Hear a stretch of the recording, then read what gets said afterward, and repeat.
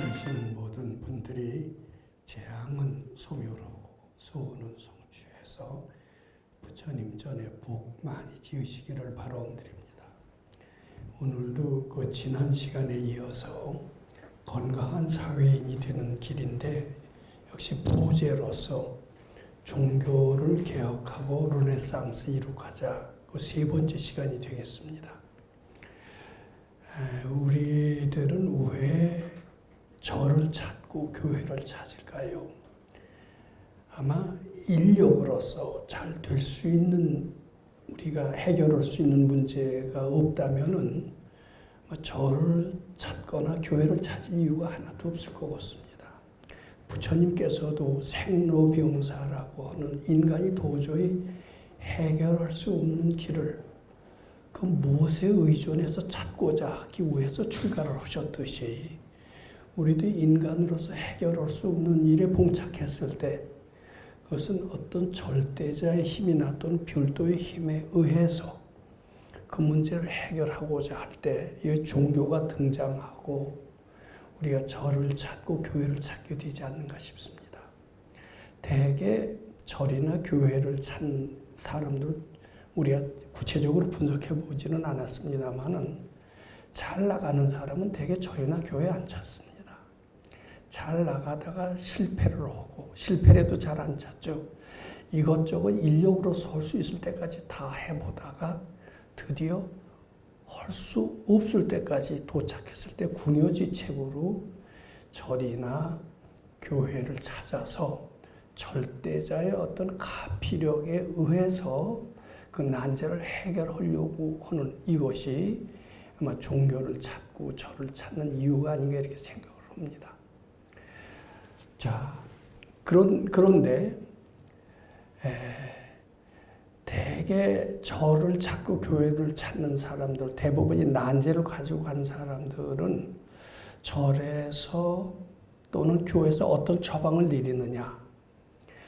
만약에 이제 과학자라면은 이제 과학자인데 이제 물건을 지금 만드는 사람입니다. 제품을 만드는 사람입니다.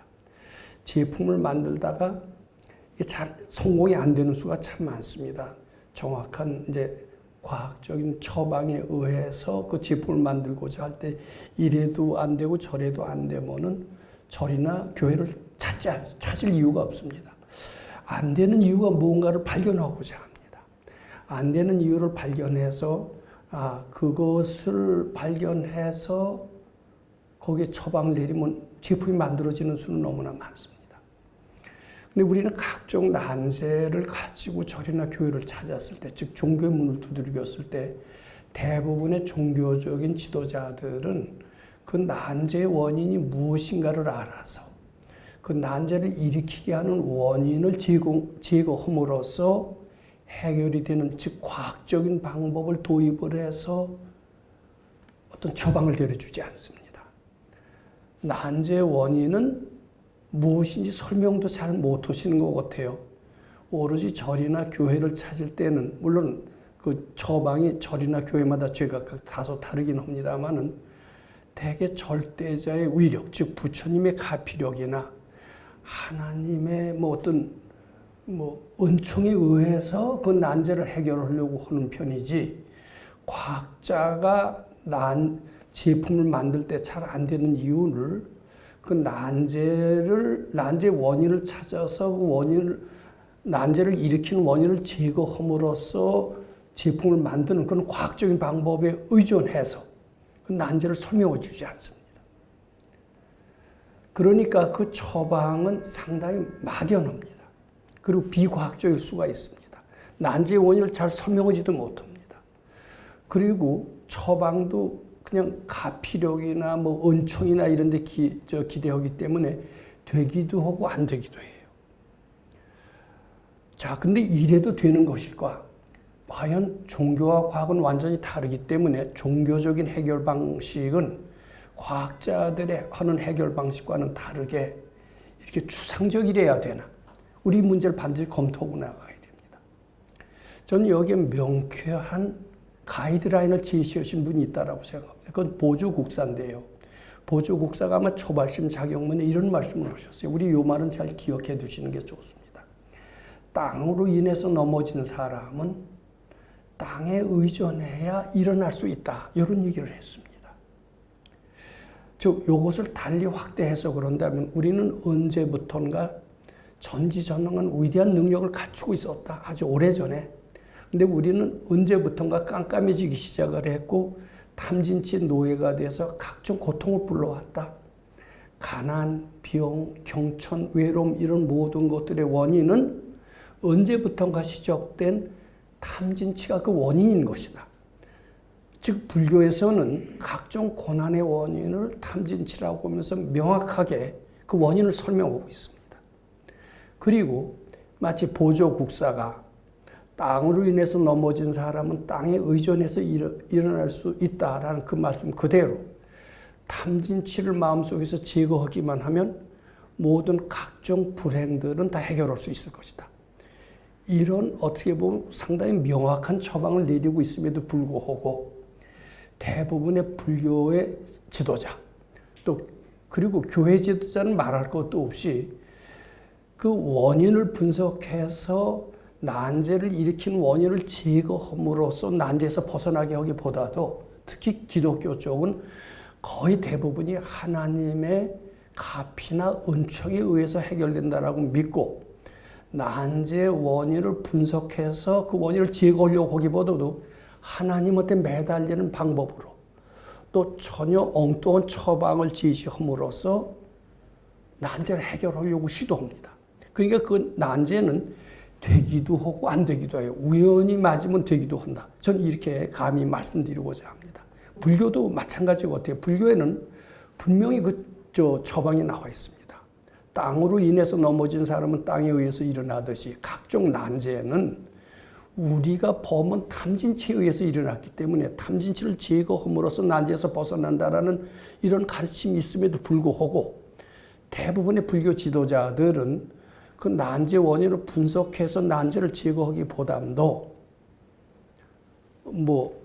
관세음보살의 가피력에 의해서 아미타불의 못에 의해서 해결된다라고 믿고 기독교식으로 똑같이 어떤 절대자의 위력을 빌려서 난제를 해결하려고 하는데 그것은 되기도 하고 안 되기도 하기 때문에 상당히 비과학적인 방법입니다.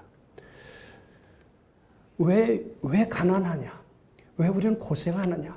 왜 우리는 안 되는 게 이렇게 많으냐? 왜 우리는 모르는 게 이렇게 많으냐? 그 원인을 정확히 분석할 줄 몰랐다는데 그 원인이 첫 번째 있었던 것 같습니다. 분석을 해야 됩니다.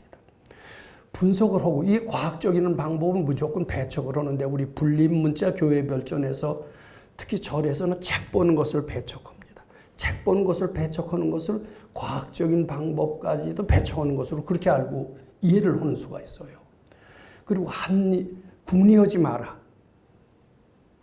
이런 것들을 책 보고 연구하는 것까지도 배제하는 것으로 그렇게 알려져 있습니다. 즉 합리적인 것은 깨달음이 있어서 장애가 된다라는 그런 나머지 고통의 원인을 분석하는 것을 금기시하고 원인을 알아서 그대로 처방해서 밝아지는 그 길까지도 즉 이것은 합리적이고 과학적이라는 방법이라고 해서 금기시됨으로써 저는 이 종교가 실감나는 종교, 우리한테 친근한 종교, 불교로서 멀어지게 한다라고 생각합니다. 죄송하지만 기독교나 가톨릭은 더더욱 추상적이고 막연해서 난제를 해결하는데 점점 더 어려워지게 만들고 있지 않나 이렇게 생각을 합니다. 실제로 여기 유럽 여행을 가보신 분들은 압니다만 여행을 가는 것뿐만 아니라 지금 서방 세계에서는 거의 가톨릭은 사양길로 들어섰다라는 것이 전문가들을 비롯한 모든 종교인들이 한결같이 얘기하고 있습니다. 근데 이제 점차 앞으로 종교는 사양길을 걷게 될 것이 분명합니다. 왜냐하면요, 인공지능이 점차 발달합니다. 21세기 최대의 핵심 기술이 무엇이냐? 인공지능 기술과 생명과학 기술이라고 과학자들은 이구동성으로 얘기를 하고 있습니다. 인공지능 기술이 발달하고 생명과학 기술이 발달함에 따라서 인간은 수명을 마음대로 늘릴 수 있는 시대가 분명히 옵니다. 왜냐하면 수명 단축의 원인을 알아요. 그리고 지능이 왜 저하되는 이유를 알아요. 그리고 왜 능력이 저하되는 이유를 압니다. 그것을 유전자 결합의 원리를 이용을 해서 그 난제를 제거함으로써 우리는 살고 싶을 때까지 사는 시대가 분명히 온다라고 얘기를 합니다. 그리고 스스로 그 유전자 결합 원리에, 즉 과학적인 방법으로 난제를 과학적으로 제거함으로써 지능을 높일 수가 있고, 그리고 각종 암 비롯한 난치병을 다 해결할 수 있다라고 얘기합니다. 이게 생명과학의 21세기의 위대한 기여다라고 생각을 합니다. 그 다음에 인공지능 기술이 점점 발달해서 어떻게 보면 인간 지능 이상의 로봇가 개발이 될 겁니다. 우리는 가만히 앉아서 강의를 들을 수 있는 시대가 멀지 않아서 옵니다. 가만히 앉아서 병을 치료받을 시대가 옵니다. 가만히 앉아서 다 로봇을 시켜서 농사를 짓고 돈을 벌고 심지어는 전쟁에 나가는 것까지도 로봇을 시킬 시대가 옵니다. 가만히 앉아서 마치 신의 영역처럼 모든 것을 다 할 수 있는 시대가 옵니다. 그리고 그런 시대가 올 뿐만 아니라 스스로 수명을 길게 하고 병을 고치고 지능을 높이게 하는, 즉 이런 일까지 가능합니다. 신의 영역까지도 다 침투되기 때문에 이제는 어설픈 방법으로, 과학적인 방법으로 종교가 우리가 사람들에게 접근하지 않는다면 종교 무용론은 점차 다 가속될 것은 분물가지가 됩니다. 저는 2045년인가 언제 인간지능의 로봇가 완성이 되는 날 모든 기성의 종교는, 즉 과학적인 방법을 동원하지 않고 막연한 방법으로서 난제 해결을 하려고 하는 그런 방법의 종교는 다 사라질 수밖에 없다라고 감히 말씀드리는데, 이것은 제 소견뿐만 아니라 상당한 전문가들도 이제는 신의 영역이 점차 축소될 수밖에 없다라고 아마 얘기하고 있는 것 같습니다. 왜냐하면 우리가 신이 되기 때문에, 신에 의지할 필요가 없기 때문에, 모든 불가능을 인간이 다 해소할 수 있기 때문에, 수명을 마음대로 할 수가 있고 능력을 마음대로 개발할 수가 있고, 심지어는 한 사람이 국가를 상대해서 전쟁을 일으킬 수가 있다라면 국가의 보호는 뭐가 필요하며 가정이 무엇 때문에 필요 가치가 있으며 이렇게 되는 시대가 분명히 옵니다. 자, 이때 종교는 정신을 바짝 차려야 됩니다. 이것이 종교 개혁의 이유가 되는 거예요. 즉 저는 보조 스님의 말씀을 다시 강조해서 말씀드립니다. 땅으로 인해서 넘어진 자는 땅으로 인해서 일어날 수 있듯이 우리 가난이니 파산이니 병이니 여러 가지 난제를 해결하는 길은 무조건 신의 의지하고 부처님께 매달리는 방법은 안 된다. 될 수가 없습니다. 그런데 의존하는 종교는 앞으로 점점 사양길을 갈 것이다. 그 난제의 원인을 밝힐 수가 있습니다. 밝혀서 그것을 해결하는 그러한 방법, 그런 방법이 제시되는 종교, 이것만이 살아남을 수가 있습니다. 그리고 그 난제를 해결하는 방법을 해서 드디어 우리는 각종 가난이니 병이니 이런 난제에서 해결할 수 있다. 이렇게 말씀드리고자 합니다. 자, 우선 제가 지금 굉장히 어설프지만은, 그리고 대충 얘기했습니다만, 이것으로서 지금 형태의 종교는 반드시 개혁되어야 된다. 이런 식으로 나가다가는 이 종교는 얼마 안이 가서 다 무용론이 되고 맙니다. 서양의 가톨릭이 그렇게 되고 일본의 불교가 점점 사양길을 걷는 것도 바로 그런 이유가 될 것이다. 그러나 반대로 어떤 과학적이고 합리적이고 이런 종교가 나타난다라면은 그 종교는 21세기에 더욱더 빛나서 많은 사람들이 그 가르침으로 모여들 것이 분명하다.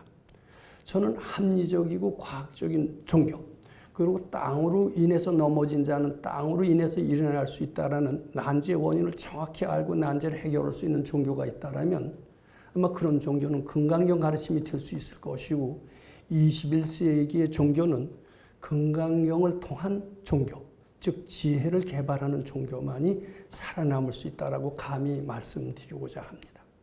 자, 그러면은 금강경식으로서 종교 개혁의 타당성이 무엇이냐? 이것을 좀 말씀드려 볼 필요가 있습니다. 아마 이것을 우리가 짧은 시간에 이야기하기에는 어려울 것 같습니다. 그런데 아마 제가 지금 이거 비슷한 이야기를 지금까지 여러 시간에 걸쳐서 해왔고 이번에도 그것을 정리하는 식으로 한번 다시 말씀드리고자 합니다만은 정리하는 것이 아니라 우리가 오랫동안 이렇게 뭐 금강경 7독이라든지 자식가행정진을 통해서 우리는 그것을 실험할 기회가 너무나 많았습니다.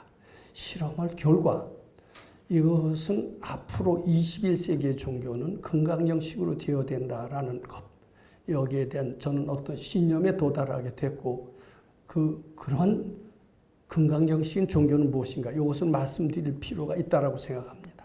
이것은 21세기의 구원의 길이다라고 저는 감히 또 말씀드리고자 합니다. 우선 이 가르침은 기존의 종교하고 약간 패러다임이 틀려요.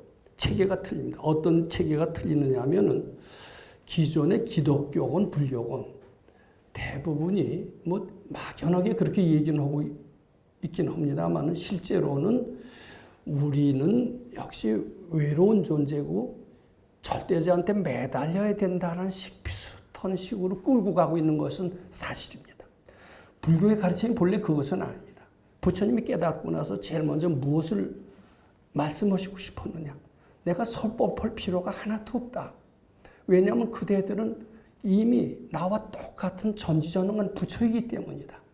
내가 그런 전지전능한 부처에게 그네들을 밝히기 위해서 말을 한다는 것은, 설법을 한다는 것은 마치 사족을 다는 것과 똑같다. 그러니까 나는 아무 말도 하지 않고 열반에 들 것이다. 이런 얘기를 했다는 것은 너무나 유명한 잘 알려진 사실입니다. 이제 그랬더니 뭐 사천왕이 나서서 아닙니다. 그래도 이 얘기를 해 주셔야 됩니다.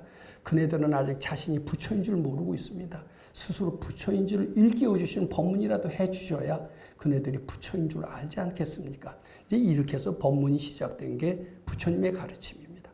부처님의 가르침의 제일 핵심, 제일 첫 마디는 그대 일체 중생의 부처의 성품이 있다. 지금 스님들도 한결같이 그런 얘기를 하지만은 실제로 실생활에 있어서 난제가 부딪혔을 때 너는 부처다. 너는 해결할 수 있다. 너는 자신감을 가져라. 단지 탐진치를 내려놓기만 되느니라. 이렇게 얘기하시지 않는다는 데 문제가 있어요. 그 가르침이 그럼에도 불구하고. 그런데 제가 말씀드리는 금강경식으로서의 종교개혁이라고 하는 것은 무엇이냐 하면은 금강경 속에 무량무변공덕이라는 얘기가 아주 굉장히 많이 나옵니다. 아마 금강경만큼 무량무변공덕을 강조한 경이 없다라고도 한결같이 얘기를 합니다. 전문가들이 다 그렇게 얘기를 합니다. 무량무변공덕이 있다라는 것은 저는 처음에 이렇게 생각을 했어요. 이 경을 읽으면 그 공덕이 매우 크다. 무량무변공덕이 있으니까 사람들을 금강경 공부를 하기 위해서 달래기 위해서 좀 나쁜 말로 꼬시기 위해서 무량무변공덕이 있음을 강조하셨나 보다. 저는 이렇게 생각을 했고 무량공덕에 저는 매혹이 돼서 이미 대학교 1학년 때부터 금강경을 수지독성하고 그때는 누가 가르쳐주지도 않았는데 하루에 7독씩 했던 기억이 있습니다. 달달달달 외웠고 10분에 한 번씩 읽었어요. 그래서 고등학교와 똑같이 하루에 6시간 수업을 하는데 10분마다 외우는 겁니다. 그럼 하루에 6시간 수업하면 끝날 때까지 6독이 되더라고요. 왜 그렇게 열심히 했느냐? 무량무변공덕에 반해서 그랬어요. 근데 나중에 이제 금강경을 공부를 하고 보니까 금강경을 읽어서 무량무변공덕을 얻는다는 뜻이 아닌 것을 알았어요. 금강경 잘 읽으면은 본래 내가 무량무변공덕이 있는 것을 깨치게 되느니라 이런 뜻이었던 것 같아요. 무주상 보시면은 기복덕은 불가사량이니라 그랬는데 이것은 무주상 보시하게 되면 그대는 본래 전지전능한 부처임을 알게 되느니라 이런 뜻으로 해석해야 됩니다. 우리는 본래 전지전능한 부처입니다. 무량무변공덕을 갖추고 있습니다. 근데 왜 이렇게 고생하고 힘들고 어렵게 사느냐? 우리는 본래 무량무변공덕을 가진 위대한 존재임을 망각하고 언제부터 나쁜 친구를 사귀어서 꼬임에 빠져서 나의 본질을 잃어버리고 나는 고생하고 힘들고 외롭고 쓸쓸한 것이 나의 본질로 알게 되어 있습니다. 여기 그렇게 본질로 알고 있는 건 사실 아닙니까? 여기 행복하다, 나는 전지전능하다, 나는 항상 기쁘다 이렇게 얘기할 분들이 얼마나 되겠습니까? 나는 슬프고 외롭고 등등.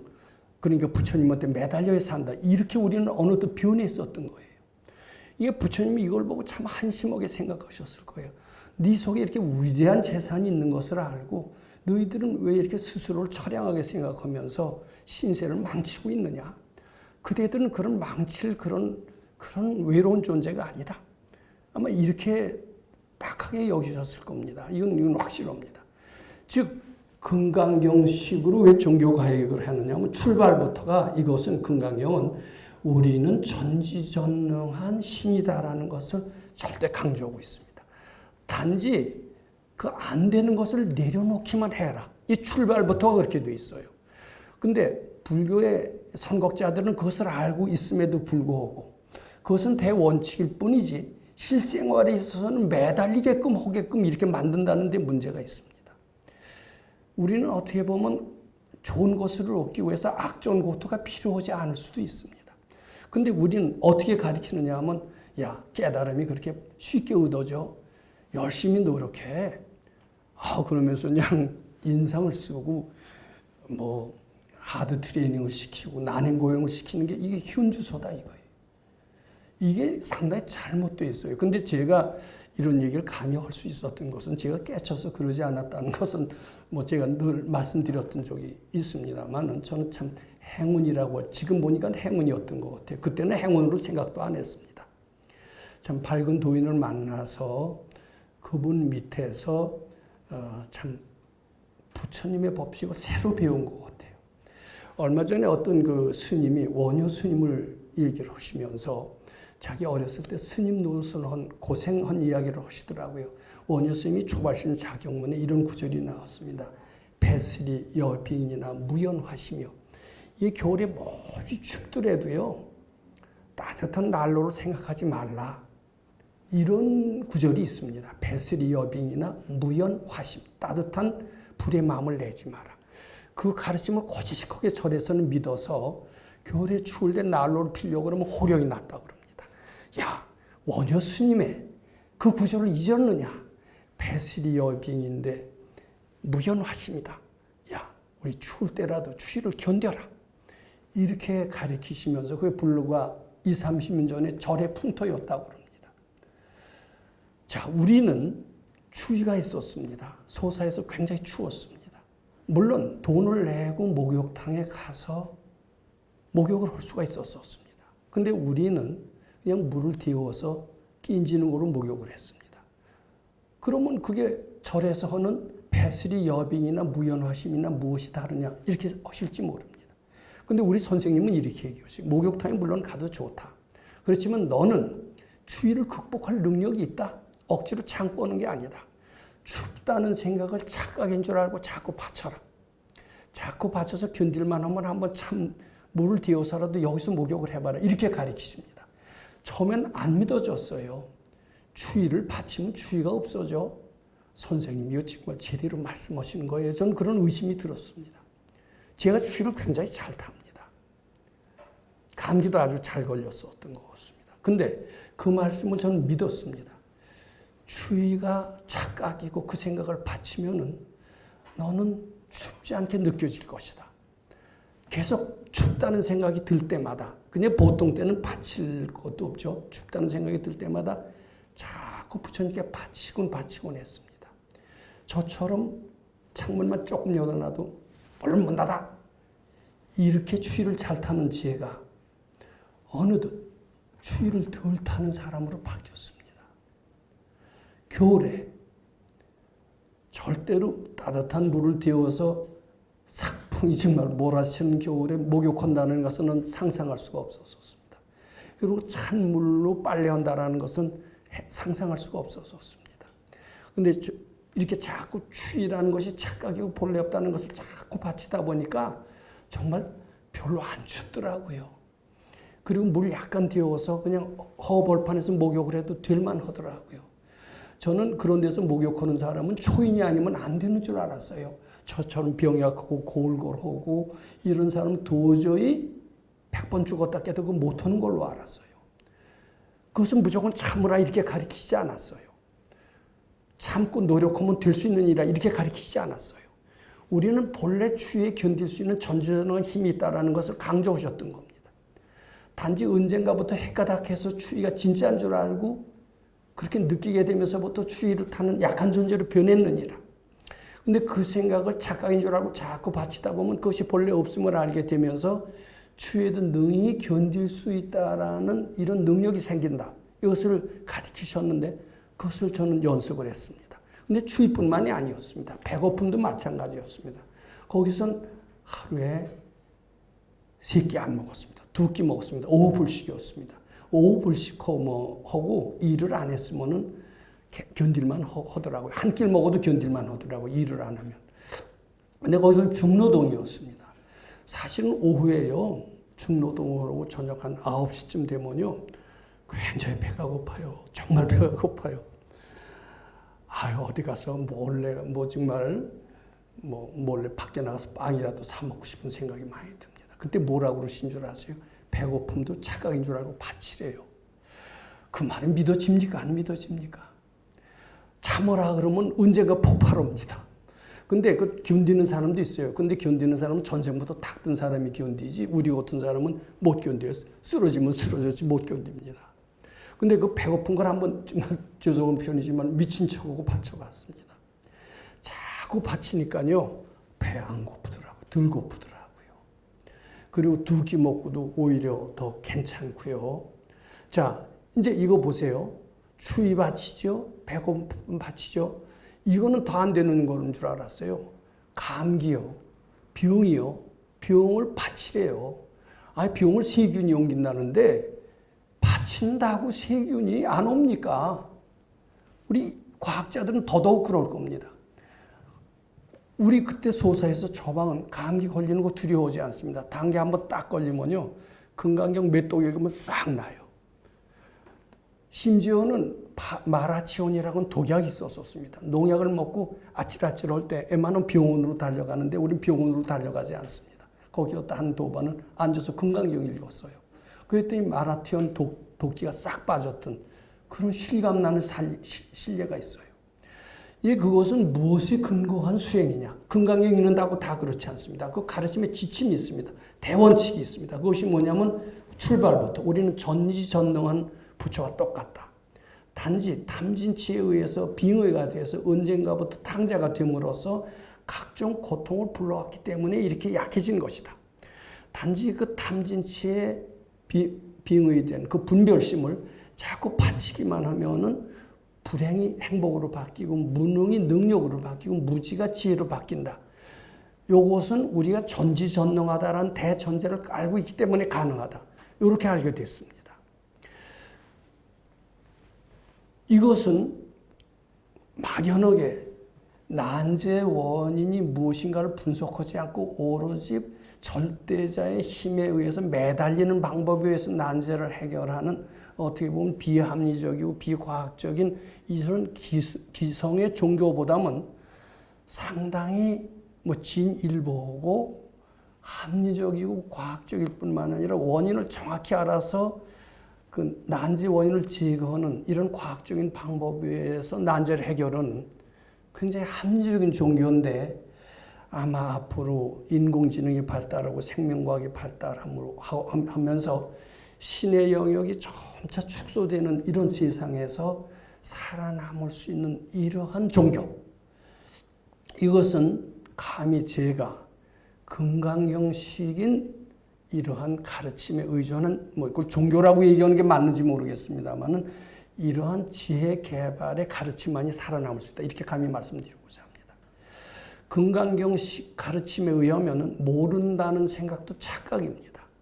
모른다는 생각이 들 때 포기하지 말고 포기하는 그 마음을 자꾸 바치면은 끈질기게 자꾸 바치면은 모르고 안 된다는 생각이 없어지면서 드디어 되고 알아지는 지혜가 생긴다는 거예요.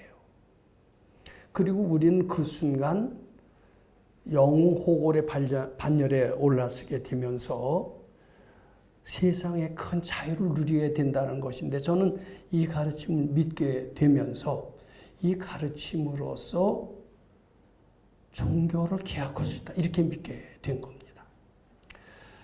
내 속에 이렇게 부처님과 똑같은 위대한 지혜와 능력이 있게 되겠구나.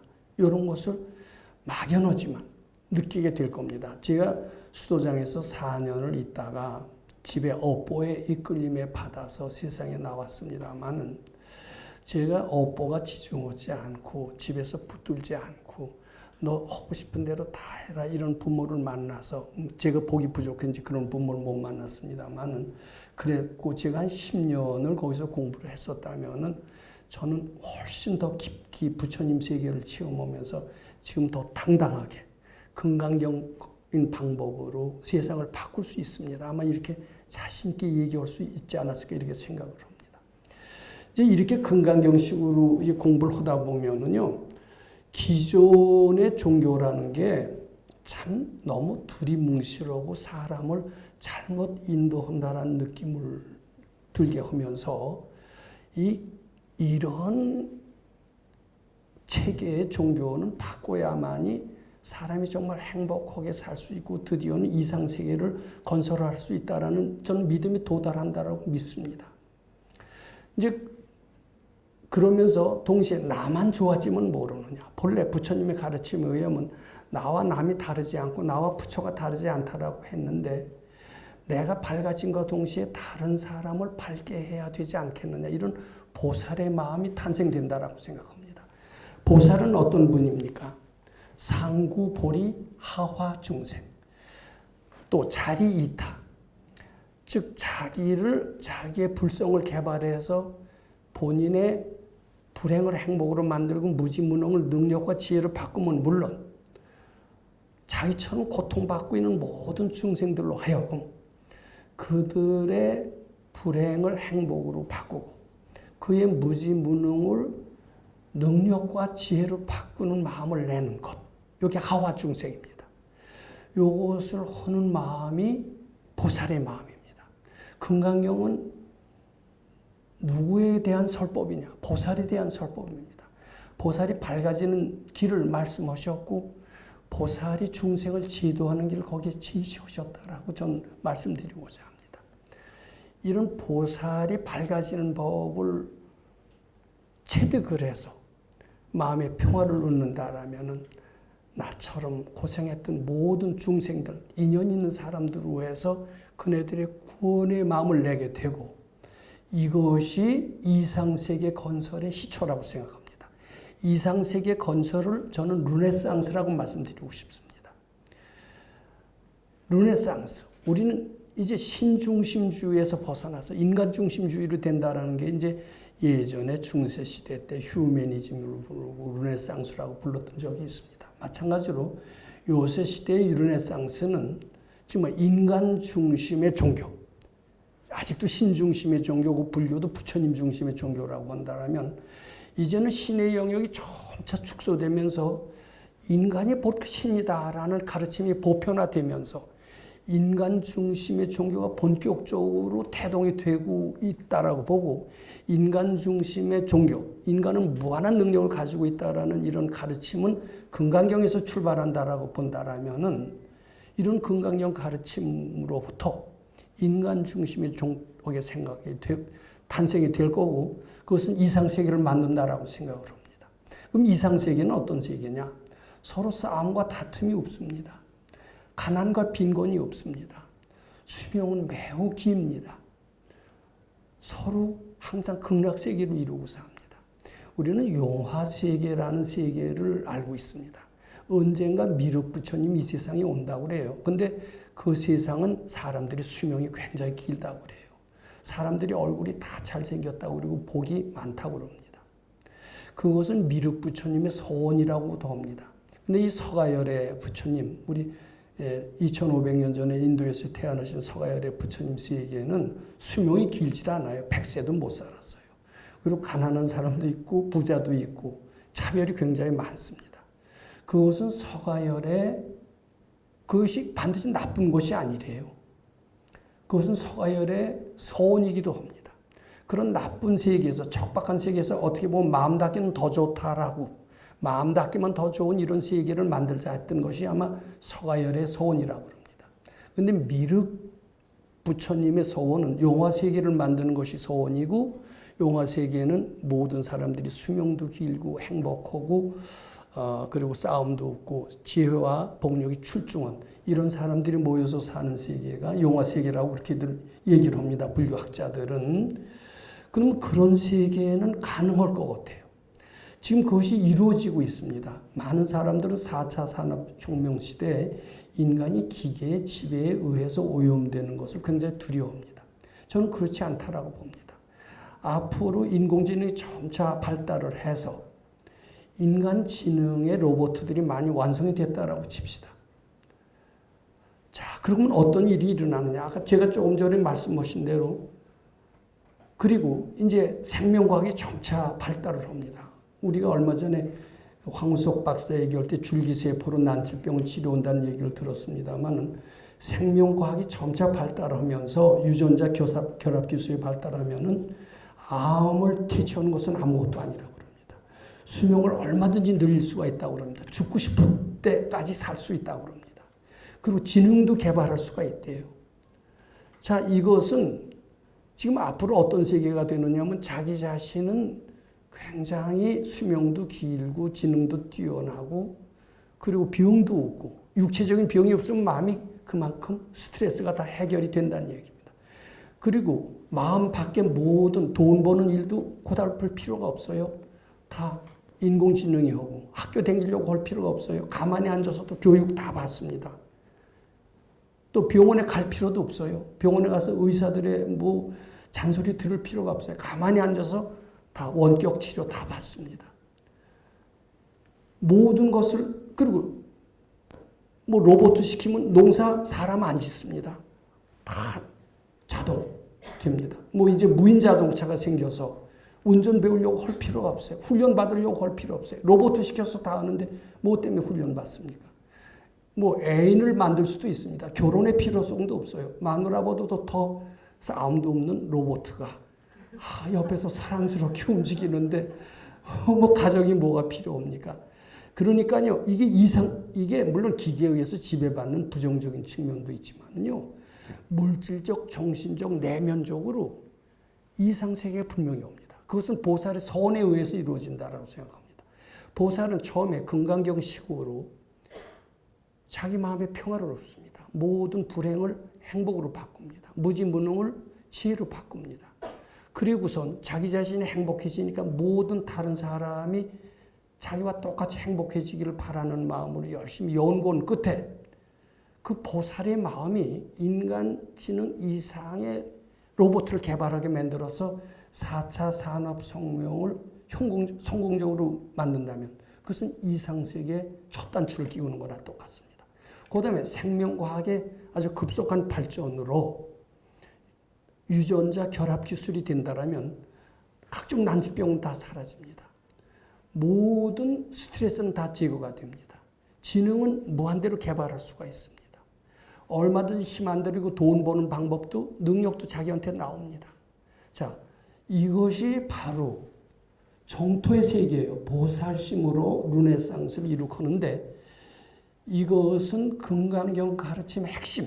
우리는 전지전능한 부처님과 똑같다. 단지 탐진치를 내려놓음으로써 우리 자신 속에 무한한 능력을 개발할 수 있다. 이게 원인을 정확히 분석해서 처방을 함으로써 결과를 확실히 얻는 과학적인 종교. 이 종교의 마음으로 우선 보살은 자신을 구원하고 모든 사람들도 자신과 똑같은 행복과 지혜를 얻기 위해서 노력을 해서 인공지능 혁명을 일으키고 생명과학의 업적을 일으켜서 아마 이 세계를 정토로 만드는 것이 충분히 가능하다고 생각이 됩니다. 네, 그럼 정리를 한번 하겠습니다. 저는 지금과 같이 땅으로 인해서 넘어진 자는 땅으로 인해서 일어날 수 있다라는 보조의 말씀과는 역행하는 비합리적인 종교적인 방법으로서는 인간의 각종 난제를 대변할 수 있는 그런 지도자로서 역할을 하기에는 상당히 부족하다고 생각합니다. 종교는 반드시 개혁되어야 된다고 생각합니다. 합리적인 방법, 과학적인 방법으로 개혁되어야 되고 그런 개혁되는 종교가 없지 않았고 있었는데도 불구하고 지금까지 어떤 뚜렷한 선각자가 나타나지 않기 때문에 특히 부처님 가르침 중에서 그것이 사장되어 왔다는 것은 분명한 사실이라고 저는 믿습니다. 저는 다행히 그런 선각자의 가르침을 만나서 수행해 본 결과 우리가 전지전능하다는 가르침을 바탕으로 해서 모든 탐진치를 내려놓기만 하면 바로 부처님의 세계가 내 속에 있다는 가르침을 실천해 본 결과 우리는 그 가르침으로 말미암아 마음속에서 부처님의 세계를 발견할 수가 있었고 다른 사람들도 부처님의 세계에 살 수 있도록 노력을 한 결과 드디어 다른 사람들도 지구상의 모든 다른 사람들도 함께 다 행복하게 살고 지혜롭게 사는 정토 세계를 건설할 수 있다라는 그런 마음속에 결론을 얻었고 이것이 오늘 종교를 개혁하고 르네상스를 이룩하자라는 시간에 충분한 사유가 될 것이다 이렇게 생각을 합니다. 감사합니다.